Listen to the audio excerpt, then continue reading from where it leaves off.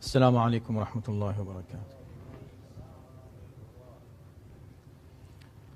أعوذ بالله السميع العليم من الشيطان اللعين الرجيم. بسم الله الرحمن الرحيم. الحمد لله الذي كان موجودا قبل حدوث الأشياء ويبقى بعد فناء الأشياء، تفرد بالأولية والقدم ووسم كل شيء ما عداه بالفناء والعدم، كما قال عز شأنه: كل شيء هالك إلا وجهه وكل نفس ذائقة الموت، وقال: كل من عليها فان ويبقى وجه ربك ذو الجلال والإكرام. والصلاة والسلام على سيد الأنام، سيدنا ونبينا ومولانا أبي القاسم محمد،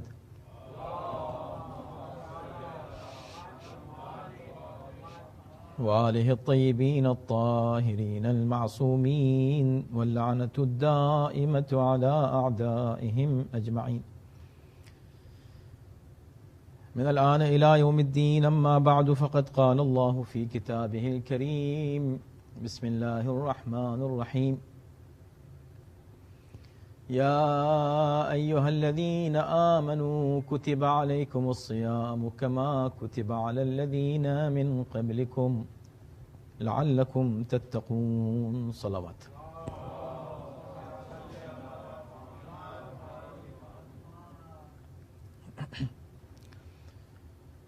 So this is the month of Ramadan, month of Allah, month of blessings and mercy and forgiveness from Allah subhanahu wa ta'ala. It is a month in which a mu'min receives Allah's bounties and special mercy in abundance. Every day in our life, whatever we receive is from Allah. But in this month, a mu'min receives His special mercy, His special and very special bounties that He grants a mu'min. According to the sermon of Rasulullah sallallahu alaihi wasallam,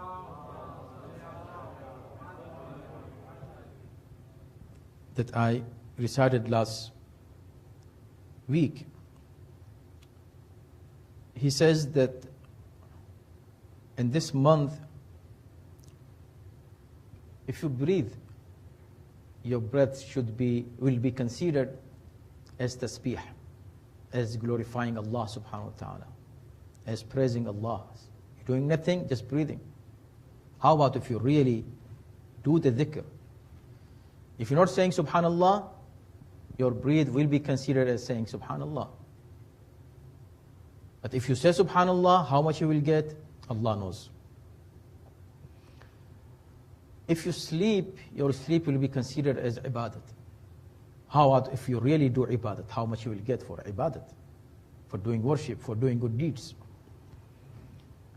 Then he says that ask Allah subhanahu wa ta'ala with sincere intentions and clean and pure hearts to give you tawfiq, ability to enable you to fast and recite Book of Allah. And we discussed that how important it is to recite Quran in this month as much as you can. Because the unfortunate person is he who remains deprived of Allah's forgiveness even in such a great month of forgiveness. This is what the Prophet said. فَإِنَّ الشَّقِيِّ مَنْ حَرُمَ غُفْرَانَ اللَّهِ. He is the unfortunate person who remains unforgiven. Allah subhanahu wa ta'ala is forgiving everyone. He's calling everyone to come and ask for forgiveness, and Allah will forgive. If somebody remains unforgiven in this month, how unfortunate he is. Then he says, وَاذْكُرُوا بِجُوعِكُمْ وَعَطَشِكُمْ فِيهِ جُوعَ يَوْمِ الْقِيَامَةِ وَعَطَشِ. Remember the thirst and the hunger of the day of judgment when you feel hungry and thirsty during the day in this month. When you're fasting, this fasting should give you a sense of the intensity of the day of judgment, when everybody will be there for accounting. And it will be a long, long day. According to riwayat, it will be 50,000 years single day. A single day will be equal to 50,000 years in this world. With no water, with no food. Think what kind of hunger it will be. So remember the day of judgment when you feel hungry and thirsty in this month. وَتَصَدَّقُوا عَلَى فُقَرَائِكُمْ وَمَسَاكِينِكُمْ. Give alms, charity, help needy people, those underprivileged, those less fortunate, those people who really need you. Help them out. Because this is the month in which you should remember those needy people, those poor people. فُقَرَائِكُمْ وَمَسَاكِينِكُمْ وَوَقِّرُوا كِبَارَكُمْ. Respect your elderly people. So, whatever the Prophet is saying, is this only for this month? No. You always should do it. But in this month especially, you have to pay more attention on your deeds. Do good deeds as much as you can. One of them is to respect your elderly people. وَارْحَمُوا صِغَارَكُمْ. And have pity, be kind, be nice with youngsters, with the people who are younger than you. وَصِلُوا أَرْحَامَكُمْ. Some of the deeds that the Prophet is reminding us, all of them are either wajib or mustahab, and always, not only for Ramadan. But he is listing certain deeds which indicates that those deeds, how important they are in our daily life. Some of them are easy to do, simple and easy. Respect your elderly. Okay, I will respect all elderly people. Be kind with your youngers. Okay, I will do that. Read Quran. Okay, I will sit and read few ayat of Quran.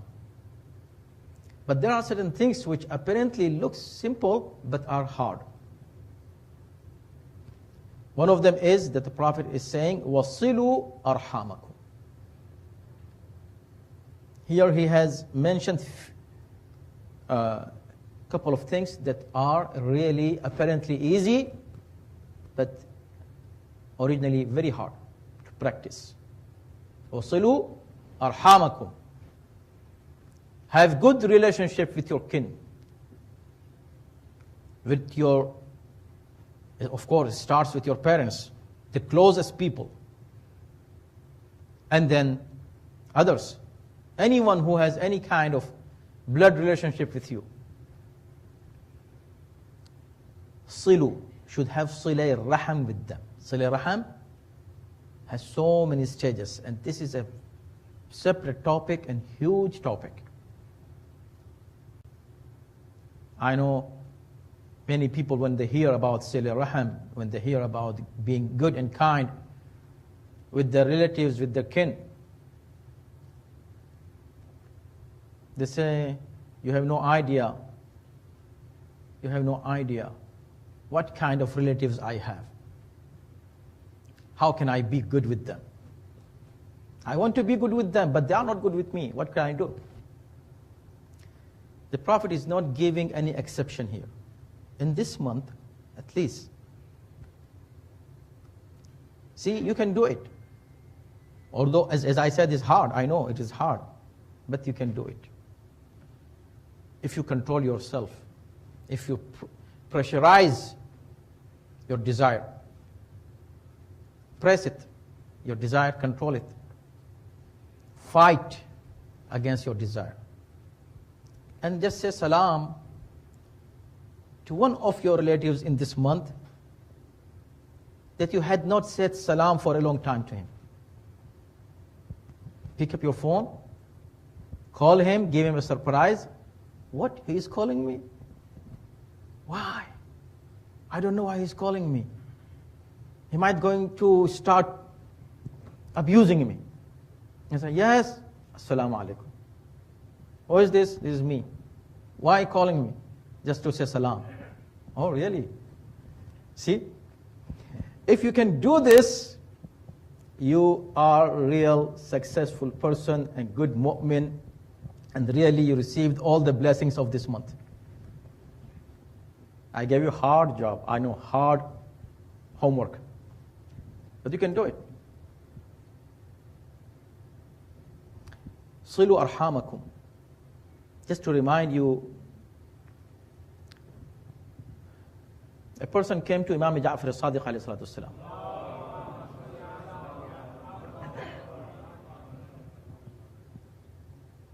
And he started complaining against his relatives. Until he said, Mawla, you know what? In brief, I can tell you. They have broken all ties with me. We have no more any kind of relationship. And they broke it, not me. And now I'm at a point, I tried my best to keep the relationship, but I'm now at a point that I am going to break it from my side too. When he reached here, Imam stopped him and said, listen to me now. I heard you, what you said. Now you're saying that you are going to break your ties with them because they did it. Said, now, so far, they have broken their relationship with you. See, this is amazing hadith. Imam says, so far, they have broken their ties and their relationship with you. Who? Your relatives, your kin, your kith and kin. If you break your ties with them, so it is one way, right? They have did it. You don't break it. You keep nice with them. You keep, continue being kind with them. At least the least right of a relative is salam. To ask him about his health, about how he is doing, if he needs any help. Just verbal kindness, at least. So if you break your ties with them, this is what Imam said, then Allah is going to break His tie with you. With both of you. So far, who has broken his ties or their ties with you? Those people. No relationship. But at least you have a relationship with your Lord. Allah did not break with you. But if you break your relations, you from your side, you say, okay, if he's not saying salam to me, I'm not going to say salam to him. If he's not talking to me, I'm not going to talk to him. If this is your attitude, then Allah is going to break His relations with both of you. If Allah breaks the relations, what does this mean? It's a huge thing, Allah's mercy, Allah's blessings, Allah's bounties, everything we receive from Allah, every breath is from Allah, every single thing we have, everything is from Allah in here and hereafter. So the word silu arhamakum, very small, very short sentence that the Prophet is using here in his khutbah. وَصِلُوا أَرْحَامَكُمْ. But this is very serious. Why? Because in our society, unfortunately, Rarely you find a person who has good relationship with all his relatives. Rarely you find such people. But if there are some people, mashallah, they are really people who should be appreciated. وَاحْفَظُوا أَلْسِنَتَكُمْ. This is also hard. This one is also not that easy. He says, and safeguard your tongues. Your tongue. If you save your tongue, you can safeguard yourself from, I cannot tell you exactly, but around 50% of sins. Around 50% of sins are because of tongues. You do ghibat, you tell a lie, you hurt somebody's feelings, you use bad words. So many things you can do wrong with your tongue. When you are angry, you have no idea what you're talking or speaking, what words you are using. See? Control your tongue. The Prophet says in this month, not only this month, of course, as I said, all these good deeds are for every day in our life, but in Ramadan you have to practice them for 30 days. This is a training period. Train yourself for these good deeds. Control your وَاحْفَظُوا أَلْسِنَتَكُمْ, your tongue. Again, somebody came to Imam Ja'far as-Sadiq alayhi salam.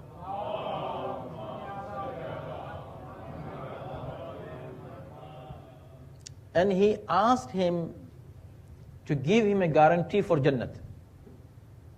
Jannat. You are Imam, you are Ma'soom, you are infallible. Allah has given you so much powers. You can today tell me and give me the guarantee of Jannat, of paradise. You can do it. You are my Imam. Imam said, you want the guarantee that you will enter Jannat for sure? Yes, Mawla. Just tell me. If you said it, I will be sure that I am going to go to Jannat. Imam said, okay, you give me guarantee of two things. I will give you the guarantee of Jannat. Only two things? Tell me what, Mawla? Protect from haram, two things. One your tongue and one your stomach. Come on. Is that easy? Easy for mu'min who is strong. And hard for mu'mineen who are not strong. Look, things become hard and easy based on your iman and your ability to do them and not doing them, and your thinking and your ideology. See, Quran is saying salat. When you offer salat, is it hard for you? No, mashallah, you offer your salat easily. Not a big deal. But Quran says, وَاسْتَعِينُوا بِالصَّبْرِ وَالصَّلَاةِ وَإِنَّهَا لَكَبِيرَةٌ إِلَّا عَلَى الْخَاشِعِينَ. Seek help from sabr and salat, and salat is a big deal. Kabira. Something big and huge and hard. Salat is hard. Why salat is hard? It is hard. إِلَّا عَلَى الْخَاشِعِينَ. Except for those who are humble in front of Allah subhanahu wa ta'ala. For those, salat is not hard. So things become hard and easy. If you are among khashi'een, salat is easy. Not khashi'een, salat is hard. So nothing is hard or easy. It is you who makes something hard and easy. Your iman, your yaqeen, your faith.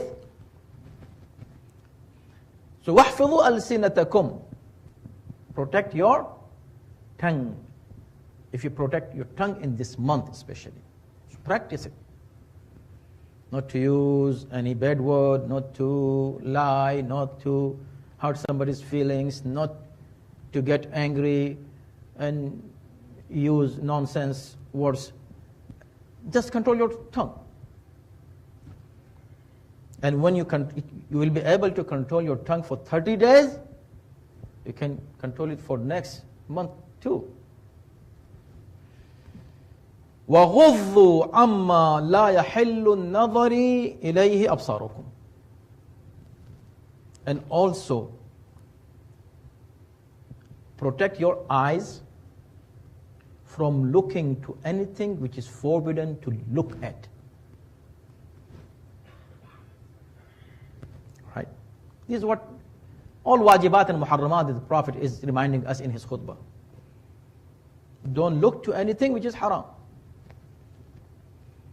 وَعَمَّا لَا يَحِلُّ الْإِسْتِمَاعِ إِلَيْهِ أَسْمَاعُكُمْ. And protect your ears from hearing anything which is not permissible to hear. Anything haram. If something is haram to hear, just stop, don't hear it.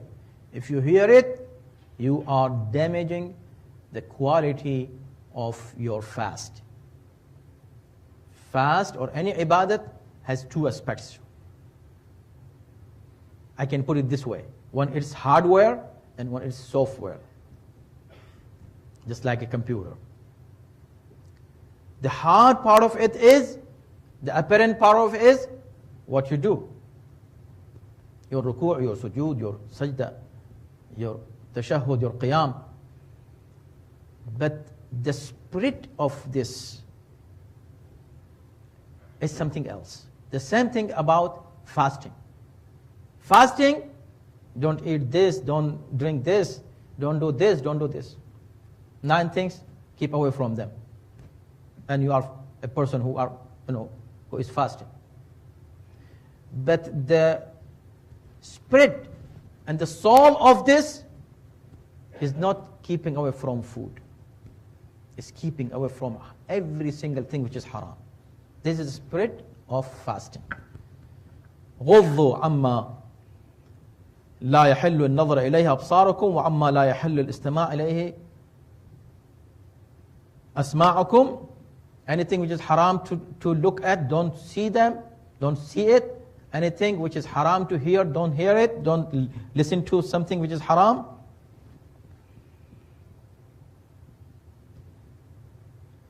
وَتَحَنَّنُوا عَلَىٰ أَيْتَامِ النَّاسِ يُتَحَنَّنْ إِلَيْكُمْ. Be kind with the orphans. Do anything good you can do for the sake of orphans. Don't forget them. So previously the Prophet said, you should remember the needy people. So aitam might come under needy people. But the Prophet mentioning aitam, orphans, separately from poor people, from needy people. First he said, وَتَصَدَّقُوا عَلَىٰ فُقَرَائِكُمْ وَمَسَاكِينِكُمْ. Fuqara and masakin, don't forget them.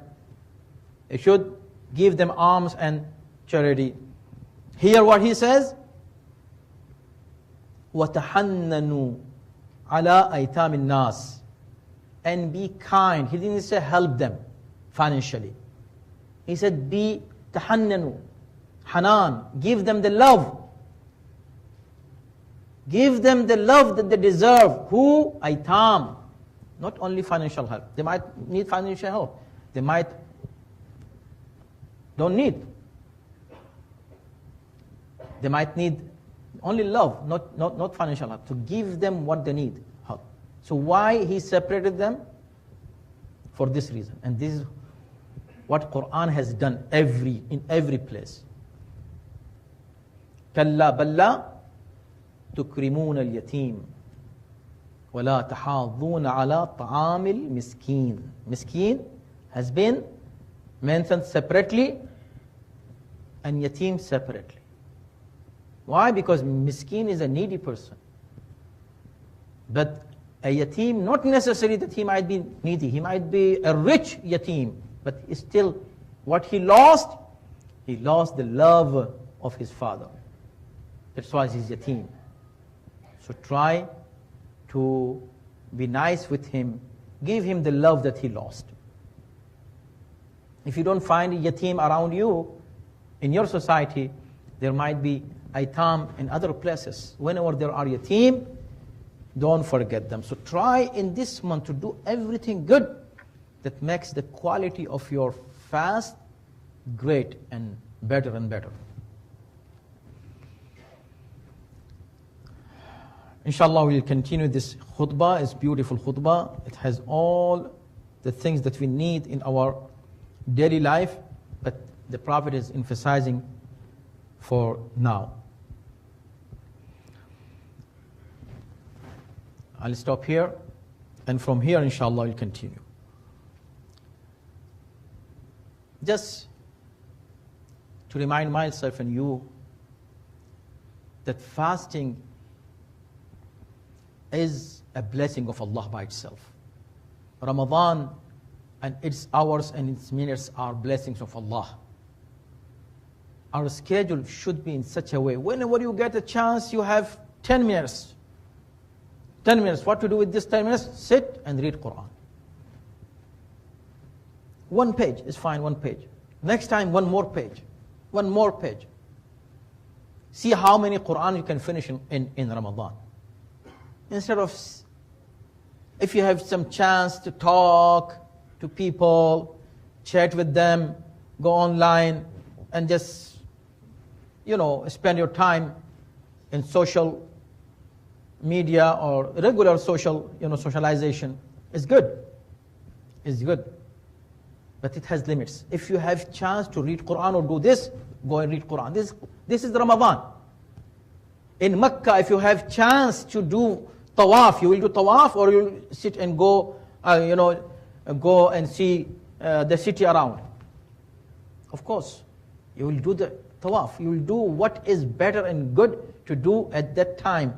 The same thing here. In Ramadan, the best thing to do is Quran. Whenever you get a chance, 10 minutes, 5 minutes, 2 minutes, one page, 2 ayat, 5 ayat.